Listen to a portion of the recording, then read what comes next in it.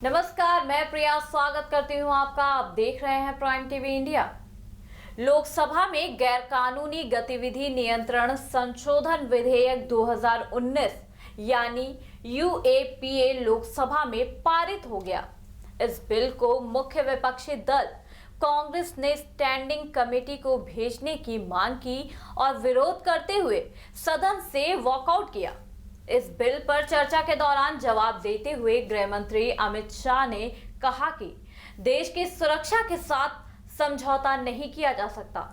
साथ ही उन्होंने इस दौरान ये भी कहा कि आतंकवाद बंदूक से पैदा नहीं होता, आतंकवाद के लिए उन्माद फैलाया जाता है। सरकार का कहना है कि इस बिल से राष्ट्रीय जांच एजेंसी एनआईए को और ताकत मिलेगी। वहीं विपक्ष को डर है कि इस बिल का दुरुपयोग होगा। जब यह देश की सुरक्षा का सवाल है, तब भी इस पर इतना हंगामा क्यों है? इस विधेयक से कितनी दृढ़ होगी देश की सुरक्षा और कितनी ताकत मिलेगी एनआईए को? आइए जानते हैं।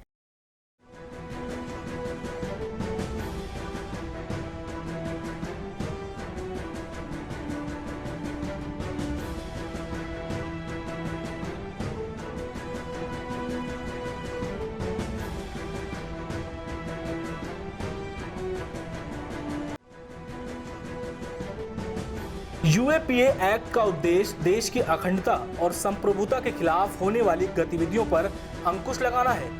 इस विधेयक के अनुसार सरकार किसी संगठन को पहली अनुसूची में शामिल कर आतंकी संगठन घोषित कर सकती है। पूर्व प्रधानमंत्री इंदिरा गांधी की सरकार के दौरान ये कानून लाया गया था। इसमें संशोधन कर चौथी अनुसूची जोड़ी गई है।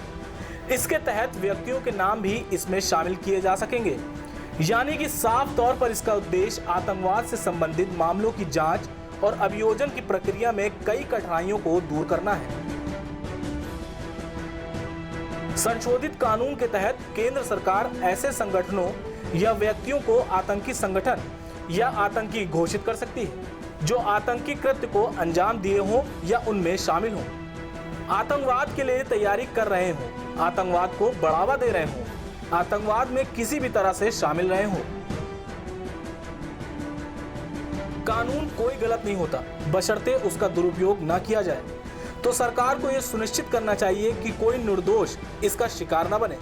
कुछ ऐसा ही मानना है प्रसपा नेत्री शमी बोरा का। देखिए, इसका डिपेंड करता है इसका क्रियान्वयन कितनी ईमानदारी से होता है, क्योंकि अक्सर होता है कि इस चीज़ों का दुरुपयोग भी हो जाता है जी। जैसे सत्ताधारी हैं तो कुछ इनोसेंट पीपल हैं, उनसे अगर कुछ उन्हें फंसाने के काम में भी आ जाता है। यदि इसका क्रियान्वयन पूरी ईमानदारी से हो तो बिल्कुल सही होगा कि आतंकवादी गतिविधियों में जो भी पाए जाएँ तो उन्हें घोषित किया जाए और उनको उसी तरह से दंड भी मिले। लेकिन ये हमारे देश में किस तरह से हो रहे हैं बाकी कानून भी, तो सब अवगत हैं आप सब लोग भी इससे। ये पहला मौका नहीं है जब मोदी सरकार ने राष्ट्र सुरक्षा के मुद्दे पर गंभीरता दिखाई हो। कई मौके पर वो जोर देकर कहती आई है कि आतंकवाद पर उसकी नीति जीरो टॉलरेंस की है। यूएपीए बिल को लोकसभा की मंजूरी मिल चुकी है।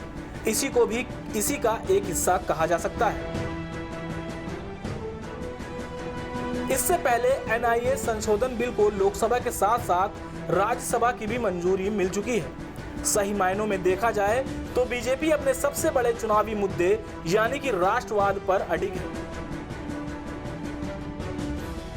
इस बिल के संशोधन का मकसद कहीं ना कहीं अफजल की मौत से शर्मिंदगी महसूस करने वालों को राष्ट्रवाद का करारा जवाब है। Bureau report, prime TV.